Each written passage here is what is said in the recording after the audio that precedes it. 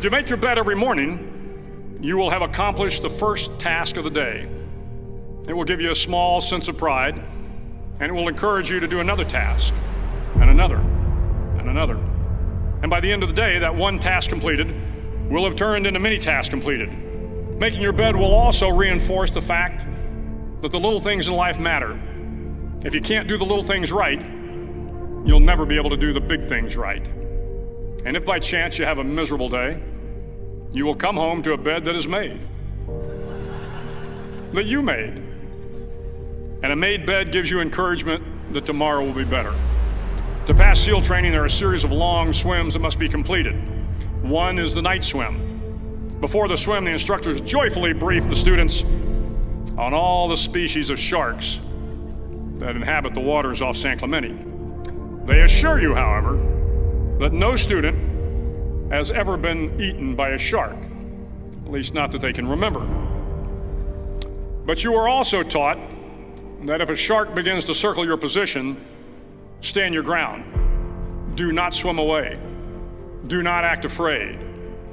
And if the shark, hungry for a midnight snack, darts towards you, then summons up all your strength and punch him in the snout, and he will turn and swim away.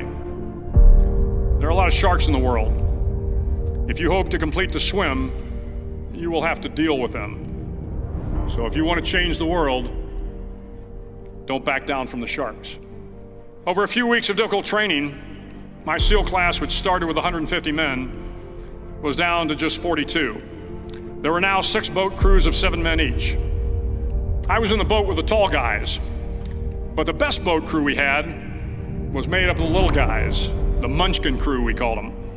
No one was over 5'5". The Munchkin boat crew had 1 American Indian, 1 African American, 1 Polish American, 1 Greek American, 1 Italian American, and 2 tough kids from the Midwest. They out-paddled, outran, and outswam all the other boat crews.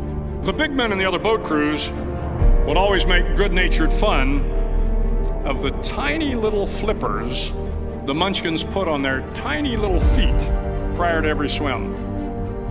But somehow these little guys from every corner of the nation and the world always had the last laugh, swimming faster than everyone and reaching the shore long before the rest of us. SEAL training was a great equalizer. Nothing mattered but your will to succeed, not your color, not your ethnic background, not your education, not your social status. If you want to change the world, measure a person by the size of their heart, not by the size of their flippers. The 9th week of training is referred to as Hell Week. It is 6 days of no sleep, constant physical and mental harassment, and 1 special day at the Mud Flats. The Mud Flats are an area between San Diego and Tijuana where the water runs off and creates the Tijuana Sloughs, a swampy patch of terrain where the mud will engulf you. It is on Wednesday of Hell Week that you paddle down in the mud flats and spend the next 15 hours trying to survive the freezing cold, the howling wind, and the incessant pressure to quit from the instructors. As the sun began to set that Wednesday evening, my training class, having committed some egregious infraction of the rules, was ordered into the mud. The mud consumed each man till there was nothing visible but our heads. The instructors told us we could leave the mud if only 5 men would quit. Only 5 men, just 5 men, and we could get out of the oppressive cold. Looking around the mud flat, it was apparent that some students were about to give up. It was still over 8 hours till the sun came up. 8 more hours of bone-chilling cold.